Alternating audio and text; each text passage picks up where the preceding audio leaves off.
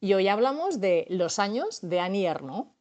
El libro comienza con la desasosegante reflexión en que nos sumerge esta frase: desaparecerán todas las imágenes.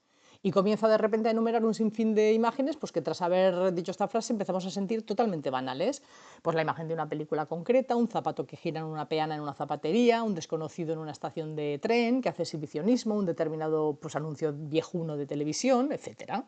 Son imágenes que estaban en la cabeza de nuestros abuelos fallecidos, de nuestros padres que fallecerán y otras pues, que están en nuestras cabezas y que también van a desaparecer.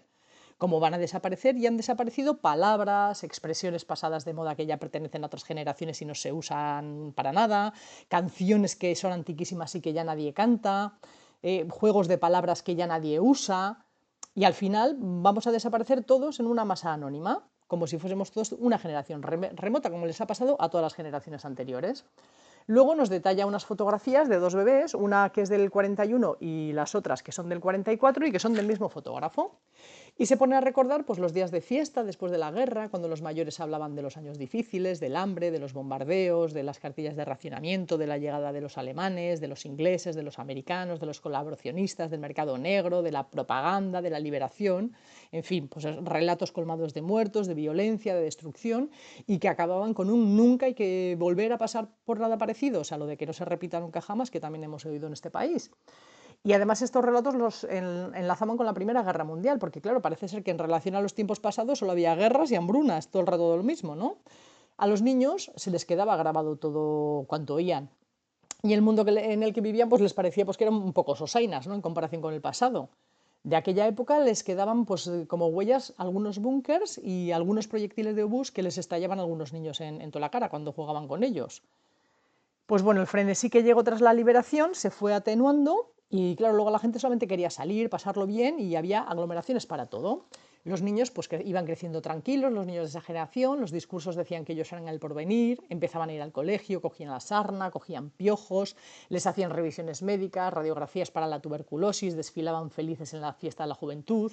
Luego también en las comidas festivas que hacían todos los años se oían también los relatos de los antepasados, de los abuelos, que los niños pues no llegaron a conocer, recuerdos de aquellas vidas durísimas y de cosas que no pasaban nunca, como pues, comer carne fresca o naranjas, que los abuelos pues ya sabes nunca comían eso, o tener seguridad social porque no existía, o tener la pensión de jubilación que tampoco existía, o irse de vacaciones que tampoco existía.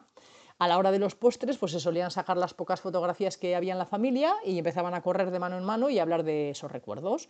Pues además de los relatos, también iban transmitiendo a los niños el lenguaje. Es un francés maltrecho, de variantes dialectales, claro, porque son de pueblos, que ha hablado como muy alto y muy fuerte, y también les transmitían las formas de comportarse, y leo textualmente. La forma de andar y sentarse, de hablar y de reírse, de llamar a alguien por la calle, los gestos para comer, para coger las cosas, transmitían esa memoria que iba pasando de cuerpo en cuerpo desde lo más recóndito del mundo rural francés y europeo. Una herencia que unía a los miembros de la familia, a los vecinos del barrio y a todos los que era sabido que eran personas como nosotros. Un repertorio de hábitos fruto de infancias rurales, como comer haciendo ruido y dejando que se viera la metamorfosis progresiva de los alimentos en la boca abierta, limpiarse los labios con un trozo de pan, rebañar tan a fondo el plato que podía guardarse sin fregarlo, pegar con la cuchara en el fondo del tazón, desperezarse al final de las comidas, lavarse a diario solo la cara y lo demás según el grado de mugre, las manos y los antebrazos al volver del trabajo, las piernas y las rodillas de los niños las noches de verano, todo el cuerpo en las fiestas nada más, asir las cosas con fuerza, dar portazos, hacerlo todo de forma brusca, ya fuese agarrar un conejo por las orejas, dar un beso o abrazar a un niño en el regazo. Pues los deseos eran sencillos, era tener un trabajo en el que uno no se ensuciase y que no estuviese expuesto a las inclemencias del tiempo, no pasar hambre y ser feliz con lo que se tenía y a ser posible pues morirse en la misma cama, en la propia cama, vamos. Pero los niños de esa generación no dejarían la escuela para trabajar en el campo como hicieron las anteriores. Su calendario iba a regirse siempre por la escolaridad. Allí aprenderían las reglas gramaticales de un francés pues, que no hablaban en casa, porque ya sabemos que hablaban esta variante dialectal extraña, ¿no? Y ahora, pues bueno, nos muestra una foto de agosto del 45 de una niña, que es ella, claro, que va a cumplir los 9 años y que está con su padre de vacaciones en casa de unos tíos, porque la madre se ha quedado atendiendo el bar con tienda de comestibles que no cierra nunca. Bueno, pues tiene una serie de recuerdos pequeños de su vida hasta hoy y un verdadero deseo, la niña, ser mayor, como casi todos, que todos que éramos pequeños hemos querido ser mayores. Bueno, pues la Francia de aquellos años se componía de habitantes que se diferenciaban por lo que comían y por su forma de hablar. En julio, el país entero era recorrido por el Tour de Francia y todos seguían las etapas en el mapa Michelin clavando chinchetas por donde iba pasando. La ciudad más próxima al pueblo del que cada uno venía se sentía siempre como el máximo exotismo. El resto era como irreal, ¿no? O sea, ya irte fuera de esa ciudad grande a la capital o a otro país, ya esto era impensable, ¿no? Y los que habían pisado París, ¡uf!, esos lucían con una aureola de superioridad total, vamos, casi como dioses. Y cuando los niños se quejaban en casa de que no iban a ninguna parte, los padres les respondían como, pero bueno, ¿para dónde quieres ir? ¿Pero no estás bien dónde estás? Vivían un poco en la escasez de todo, y voy a leer textualmente otra vez. Todo cuanto había en las casas lo habían comprado antes de la guerra. Los cazos estaban negros y sin mango, las palanganas tenían el baño de porcelana saltado, los jarros se iban y los habían restañado con unos parches metálicos metidos a presión en el agujero. Arreglaban los abrigos y les daban la vuelta al cuello de las camisas. La ropa de los domingos pasaba a ropa de diario. Las madres se desesperaban porque no parábamos de crecer y tenían que largar los vestidos con una tira de tela y comprar zapatos de un número más, que ya se habían quedado pequeños al año siguiente. Había que aprovecharlo todo, el plumier, la caja de pinturas Lefranc y el paquete de galletas Lu. No se tiraba nada. Los orinales valían para abonar el jardín. La caca que se recogía en la calle cuando pasaba un caballo para los tiestos. El periódico para envolver la verdura, secar por dentro el calzado húmedo y limpiarse en el retrete. Había escasez de todo.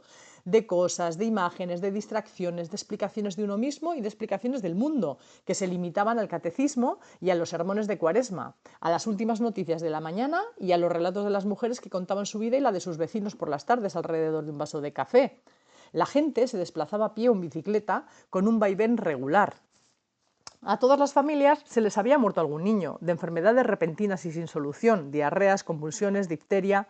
El rastro de su breve paso por la tierra era una sepultura en forma de cuna, con barrotes de hierro y la inscripción un ángel al cielo. Pues los niños de esa generación solo se encontraban a salvo cuando ya habían atravesado como los 12 o 15 años, después de haber pasado la tosferina, el sarampión, la varicela, las paperas, la otitis, las bronquitis y de haberse librado de la tuberculosis y de la meningitis.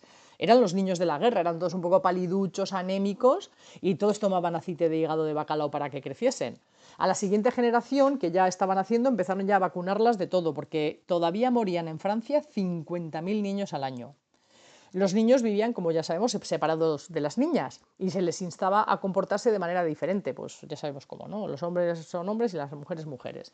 Luego, con los años, llegan ya los edificios de la reconstrucción, el final de las restricciones y las novedades, pues yo que sé, los bolis Bic, los Tampax, cremas para el vello, chocolate con leche y avellanas, la pasta de dientes con sabor a clorofila, las sopas de sobre y la olla a presión, ¿no? Pues por unos ejemplos. Y empieza a aparecer más fino, fíjate qué estupidez, comer guisantes de bote que los cogidos en el huerto. Pero bueno, y la gente empieza también a preocuparse por guardar la línea. O sea, antes pasaban más hambre que la Virgen y ahora ya, pues bueno, pues vamos a adelgazar, ¿no?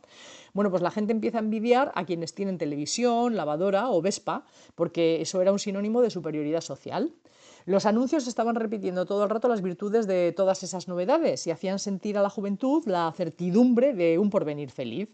Daba tiempo además a desear todas esas cosas y además cuando se conseguían no decepcionaban, estabas ilusionadísimo con eso que te había costado tanto conseguir. Los padres afirmaban que esa generación iba a saber mucho más que la suya y el horizonte era siempre el progreso. Aunque claro, no en todos los sitios se percibía esto con tanta nitidez, ¿no? Había sitios donde todavía se vivía bastante mal. La religión también era el marco oficial de la vida y regulaba el paso del tiempo. La ley de la Iglesia prevalecía sobre todas las demás y que hubiese maestros y personas cultas que no creyesen en nada parecía algo totalmente anómalo. La comunión era también como un camino de paso, ¿no? Ese era el paso al mundo de los mayores. La escuela pública o privada era un lugar donde se transmitía un saber inmutable, que era también impartido siempre desde la sumisión absoluta al orden establecido. Y aprobar bachillerato era todo un acontecimiento, del que se llegaban a hacer eco hasta los periódicos. El trabajo, el esfuerzo y la fuerza de voluntad eran valoradísimos y para fortificarlos, pues muchas familias enviaban a sus hijos a organizaciones juveniles tipo los Boy Scouts. Pero tras esos ideales y ese mundo limpio se extendía un territorio oscuro, sucio y pegajoso. Y hasta ahí puedo leer. Lo voy a dejar en la página 51 del libro que está editado en la editorial Erce. Podéis buscar el párrafo que comienza con "tras los ideales y los ojos límpidos", y ahí estáis. Bueno, pues ahora seguid vosotras. ¡Hasta la próxima!